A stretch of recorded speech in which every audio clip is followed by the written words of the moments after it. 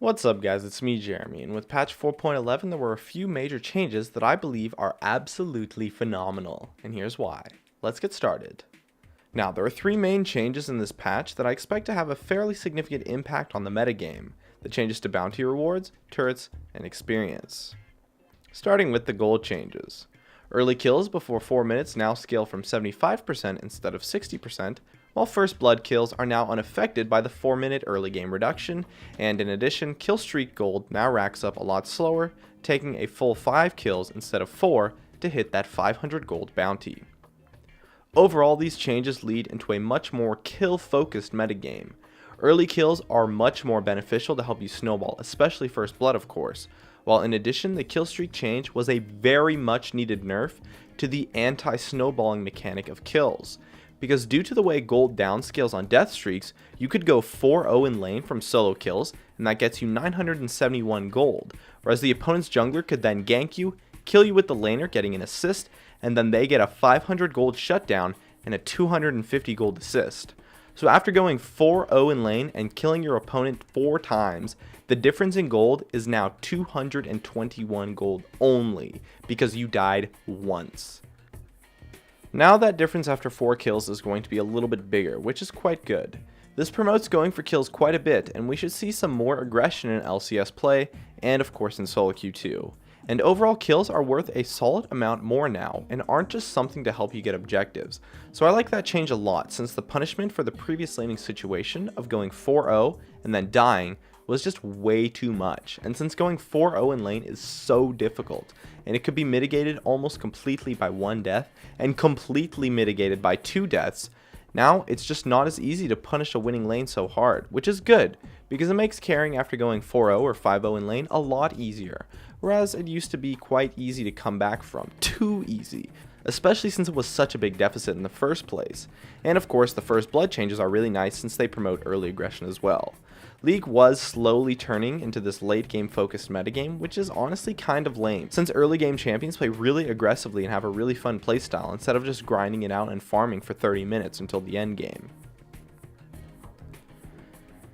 And next we have the changes to turrets, which I think are really nice too. Turrets now gain 12.5% more damage after each consecutive hit, and so they start doing the additional 25% bonus damage after just 2 hits instead of 3.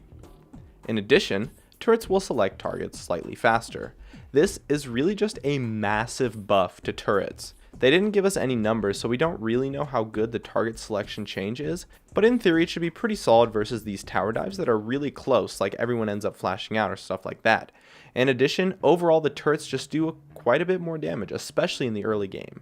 At an average tower dive around 12 minutes into the game, which is often where our junglers will look for dives, a turret will have an AD level of about 200, hitting champions on the first hit for 105% of that AD, and keep in mind the 30% armor penetration turrets have.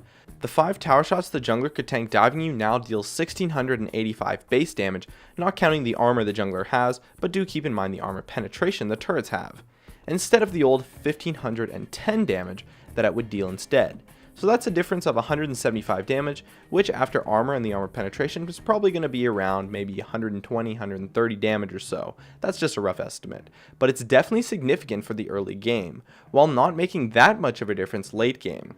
So early game, tower dives are much riskier, especially since turrets target faster and the damage also ramps up faster. So overall, a pretty significant buff to turrets that doesn't scale incredibly well into the late game. While it is a difference, it's not that significant late game.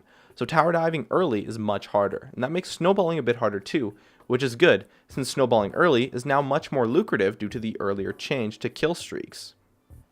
And the last change was the buff to the experience range from 1250 to 1400, which is pretty significant. To put that into context, mid lane from tower to tower is about 4000 units or so. So now it's really difficult to zone opponents out of experience, which is a good change to counter the buff to snowballing in the changes to kills, as experience was often a big part of being behind after losing lane really hard.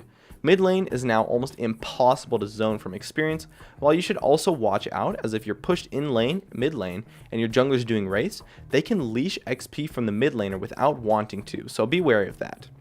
Anyways, overall with the changes to kills, they made snowballing much more lucrative and harder to come back from on the losing side, while the tower and experience changes they made snowballing much harder. So now gaining those huge leads in lane where you're just an unstoppable force and the opponents have no chance versus you is much more difficult to get in the first place, but it's also much more lucrative since it's harder to come back from once you reach that state. I've seen some disagreement, but honestly I love these changes since they promote a more aggressive metagame while making it harder to be aggressive, which I like a lot. It increases the skill cap of the game by quite a bit, which is just awesome. Anyways, that's just about it. My name is Jeremy and that's it for my video on patch 4.11. If you enjoyed this video, feel free to check out some of my others on the screen right now, or stay connected at facebook.com/gamingcurios. And I also stream with some awesome commentary over at twitch.tv/Jeremy_gamingcurios, so be sure to check that out too. Drop a like and make sure to subscribe for some more awesome content in the future. And as always, thank you so much for watching, and I'll see you guys next time.